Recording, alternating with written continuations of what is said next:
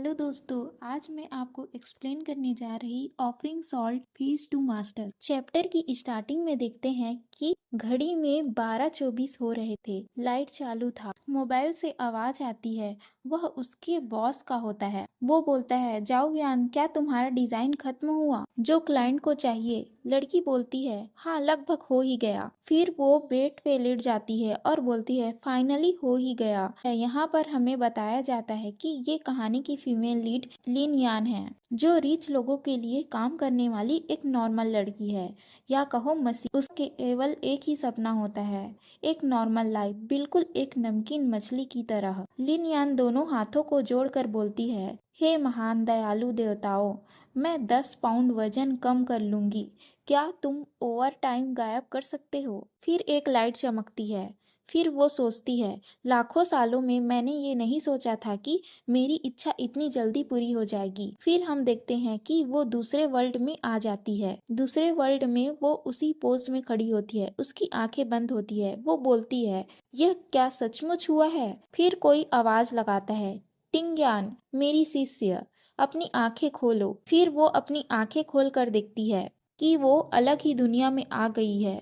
टिंग्यान, अब ये कौन है? मैं कहाँ हूँ? हमें बताया जाता है कि याओ टिंग्यान किंगू पिक की शिष्य है, गैंग चैन इमोर्टल सेक्ट की। वो सोचती है, क्या मैं बेड में नहीं लेटी थी? वो कांपने लगती है। उसकी आंखें धुंधली हो जाती है। वो सोचती है, लेकिन मुझे तो कुछ याद नहीं। यहाँ नए लोगों के लिए कोई मैनुअल नहीं है क्या? उसका मास्टर उसे बोलता है, टिंग्यान, तुम अपने आप पर ज्यादा दबाव मत डालो। तुम देर से शामिल हुई और तुम्हारी कल्टीवेशन बहुत कमजोर है। तुम्हारा रैंक भी बहुत कम है। यह एक सिलेक्शन इवेंट है। यह वास्तव में टॉप स्टूडेंट के लिए होता है। हमारा किंगू पीक सेक्ट केवल नंबर बढ़ाने के लिए होता है। टिंग्यान सोचती है, अरे ये कैसा सेटअप है? मैं सीधे कल्टीवेशन की दुनिया में आ गई। किसी तरह एक बेहद हैंडसम गाइस के शिष्य बन गई। यान मास्टर, जो उसका मास्टर होता है, वो बोलता है, हमारे ग्रैंड मास्टर 500 सालों से माउंट संग में एकांतवास में हैं। वो आज उभरने वाले हैं लीडिंग सेक्ट के रूप में, एक सही रास्ता जो न केवल हमारे लिए बल्कि संपूर्ण कल्टीवेशन वर्ल्ड के लिए सम्मान लाता है। वो टिंग्यान को दिखाता है। टिंग्यान बोलती है, इतने सारे लोग। मास्टर, क्या ग्रैंड मास्टर के साथ घुलना मिलना आसान होता है? वो पूछती है। मास्टर उसे बताता है कि मैंने उनसे कभी नहीं मिला। उनकी टाइटल से लगता है कि वह एक बुद्धिमान दयालु आदमी है। वो बोलती है, अच्छा ऐसा? फिर वो अपने मास्टर के साथ चलने लगती है। वो देखती है कि बहुत सारे वुमन वहाँ आई हुई होती है। वो सोचती है, क्या सब लोग यहाँ स्टूडेंट सिलेक्शन के लिए आए हैं या कोई शाही हरम है? फिर एक स्टूडेंट उससे पूछती है, तुम किस सेक्ट से हो जूनियर सिस्टर? उस लड़की का नाम म्यू कॉन्सेंग होता है। वो सेक्ट मास्टर की भतीजी होती है। यान मास्टर उसे बोलता है, सीनियर सिस्टर, ये मेरी शिष्य है। टिंग यान बोलती है, हेलो, नमस्कार सीनियर मास्टर। वो मन में बोलती है, ये तो कितनी सुंदर है। म्यू कॉन्सेंग बोलती है, अच्छा तुम जूनियर सिस्टर नहीं, जूनियर भतीजी हो। मतलब कोई दबाव नहीं। दो स्टूडेंट वहां और आ जाते हैं और बोलते हैं, इसका कल्टीवेशन इतना खराब है कि ये निश्चित रूप से पहले राउंड में बाहर हो जाएगी। हाँ सही कहा। यान मास्टर टिंग यान को देखकर बोलता है, कोई फर्क नहीं पड़ता पास हो या नहीं, मैं तुम्हारे खिलाफ कोई शिकायत नहीं करूंगा। टिंग यान सोचती है, दबाव? कैसा दबाव? मैं तो बस यहाँ फॉर्मेलिटी के लिए आई हूँ। फिर एक तेज रोशनी चमकती है। वहाँ सेक्ट मास्टर आते हैं। उनका नाम क्वानलू होता है। सभी स्टूडेंट उसे देखकर बोलते हैं, सेक्ट मास्टर आ गए।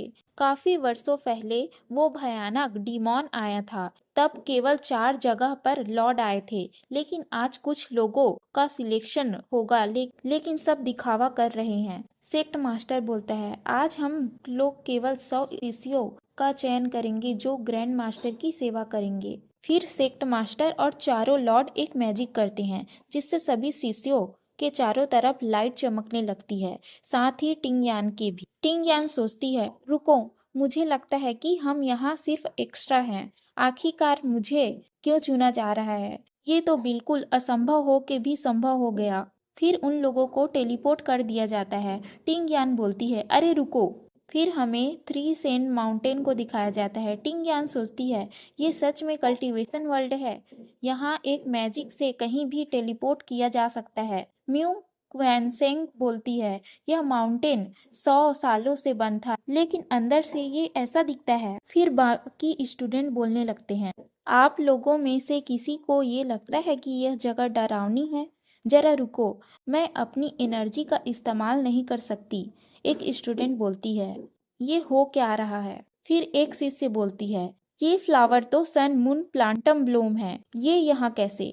टिंग यान सोचती है मुझे तो ये बहुत सुंदर दिख रहे, तो तुम घबरा क्यों रही हो? फिर एक आवाज बादलों से आती है। टिंग यान सोचती है वाह, इस कल्टीवेशन वर्ल्ड में लोगों को टेलीपैथिक का इस्तेमाल भी करना आता है। फिर आवाज आता है सभी लोग सुनो। सेक्ट मास्टर बोलता है अगर जो भी उसकी कृपा प्राप्त करेगा उसे अच्छा इनाम मिलेगा। कॉन्ग जैन कोई नॉर्मल व्यक्ति नहीं है, अगर तुम अच्छे से सर्व करोगे उन्हें गुस्सा मत दिलाना, नहीं तो तुम अपने पूर्वज को देखोगे, और अगर कोई प्रॉब्लम हो तो मुझे बताना। टिंग यान सोचती है यह बात कुछ अजीब नहीं लग रही, वह एक पूर्वज है, लेकिन ऐसा क्यों लग रहा है कि मौत का झंडा फहराने वाला है।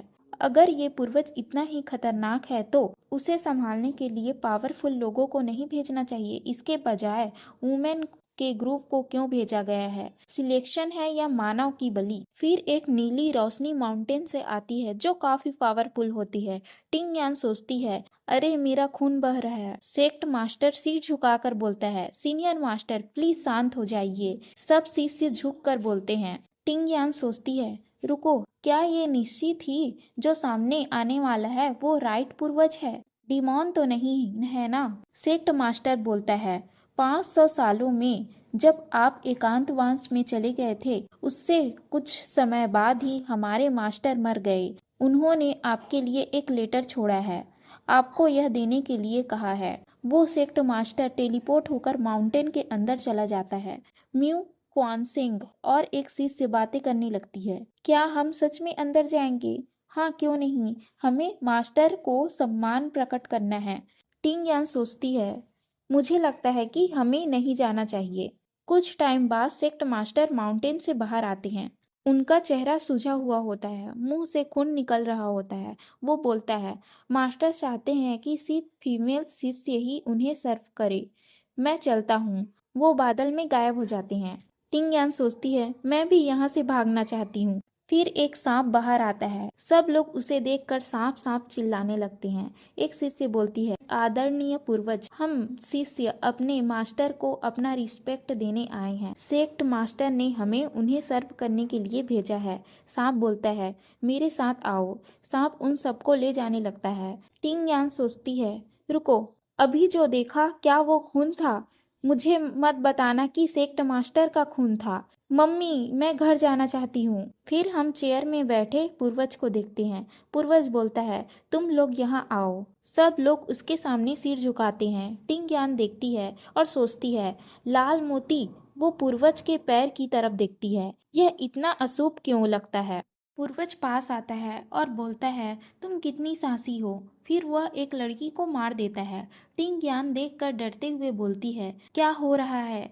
मैं संभाल नहीं पाऊंगी, कोई मर गया, हे भगवान कोई मर गया। बाकी शिष्य बोलती है ये तो वानलिन थी ना, कैसे चुपके से अंदर आ गई? फिर अचानक पूर्वज टिंग यान के पास जाकर बोलते हैं तुम में बहुत हिम्मत है। टिंग यान ने पूर्वज के रेड आंखों को देखा जिसका नाम सिमजाओ था। टिंग यान कांपते हुए सोचती है मुझ में इतनी हिम्मत कैसे हुई? मैंने तो कुछ नहीं किया। हे महान पूर्वज, मैं शपथ लेती हूँ कि मैं निर्दोष हूँ। क्या मैं मरने वाली हूँ? वो सोचती है। अचानक पूर्वज को कुछ होने लगता है, वो उसे छोड़ देता है। टिंग यान सोचती है क्या मैं बच गई? पूर्वज सबको बोलता है यहाँ से निकल जाओ जल्दी। सब बाहर भागने लगते हैं। टिंग यान सोचती है अरे वो तो बस ऐसे ही चिल्ला रहा है, क्या पूर्वज पागल है? चलो मैं तो बच गई, वो बाहर आके बोलती है। माँ किसी से बातें कर रही होती है। सेक्ट मास्टर ने तो हमें पूर्वज को सर्व करने के लिए भेजा है, इसलिए हम यहीं रहेंगे। यान चैन प्लेस की ग्रैंड डॉटर यून सिनु आती है। वो बोलती है सीनियर सिस्टर, ऐसा लगता है कि पूर्वज वास्तव में नहीं चाहते कि हम उनकी सेवा करें। अगर हम यहाँ रहे तो ये सब व्यर्थ हो जाएगा। म्यू कॉन्सेंग बोलती है, चुप रहो। फिर यून सिनो बोलती है, बकवास, उस जूनियर सिस्टर की मौत हो गई है, हम सब ने देखा। म्यू कॉन्सेंग बोलती है, वह जूनियर सिस्टर मॉर्लिन नहीं थी। पूर्वज ने उनके डिस्कस रूप को पहचान लिया और हमारे लिए एक एग्जाम्पल देना चाह रहे थे। यान सिनो बोलती है, तुम्हारा मतलब एग्जाम्पल में बंदर वास्तव में कौन है? वो दोनों लड़ने लगती हैं। जो भी कूदेगा वो बंदर होगा, कौन किससे डरता है, वगैरह वगैरह। टिंग यान सोचती है, ये तो एक कल्टीवेशन सेक्ट है ना, ऐसा लग रहा है कि ये टीवी शो है। तभी टिंग यान एक तलवार से बचते बचते रह जाती है। वो सोचती है, अभी अभी तो मैं पूर्वज से बच कर आई, फिर मरना नहीं चाहती। कुछ समय बाद हमें दिखाया जाता है कि टिंग यान अकेले चल रही होती है। वो बोलती है, सीनियर मास्टर आंट, प्लीज मुझ पे कृपा बनाए रखिए, मैं एक कमजोर जूनियर हूँ। छोड़ो, किसी को कोई फर्क नहीं पड़ता। वैसे भी मैं इस वर्ल्ड से हूँ ही नहीं। मैं मर भी जाऊंगी तो शायद वापस पहुंच जाऊंगी। मरना डरावना नहीं है। फिर हमें उस पूर्वज को दिखाया जाता है जो अपने मैजिक से यान सिनु को देख रहा होता है। वो बोलती है, हम किसी और के आने से पहले पूर्वज के बारे में जानना होगा। यह सिर्फ हमारे लिए नहीं, गैंचेन इमोर्टल सेक्ट के भविष्य का सवाल है। पूर्वज इसे देखकर मुस्कुराता है और बोलता है, उनकी बात सुनो। क्या तुम सुन रहे? ये चीज कितना साहसिक है। सांप मन में सोचता है। बॉस का फिर से मूड चेंज हो गया। वो रोने लगता है। फिर पूर्वज टिंग यान को सोते हुए देखता है, वहां जाता है।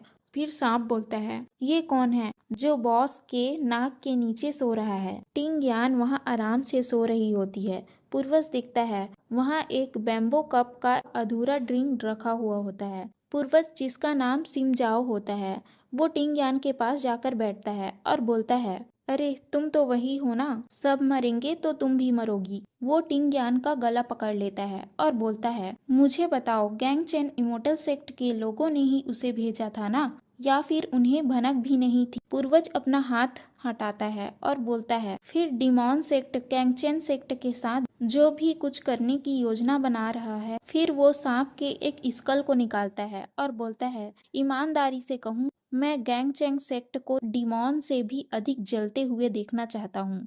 मैं इसके लिए उत्साहित हूँ। फिर हमें कुछ दिनों के बाद का सीन दिखाया जाता है। थ्री सेंट माउंटेन के गार्डन में टिंग यान चल रही होती है। वो मन में सोचती है, यदि तुम सचमुच सोचो तो इतना बुरा भी नहीं है। ब्यूटीफुल दृश्य और फ्री में खाना पीना और कोई काम नहीं करना, ऐसा लगता है कि ये फ्री का वेकेशन है। वो बोलती है, रुको, ये तो वही सनमून फ्लावर है।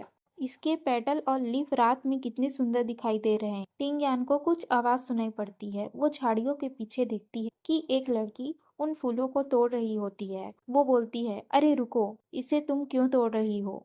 फिर वो देखती है, वहां पूर्वज उस शिष्य के पीछे खड़ा होता है। टिंग यान बोलती है, लड़की तुम अपने पीछे देखो। वो पूर्वज सिम जाऊं उसका सिर काट देता है।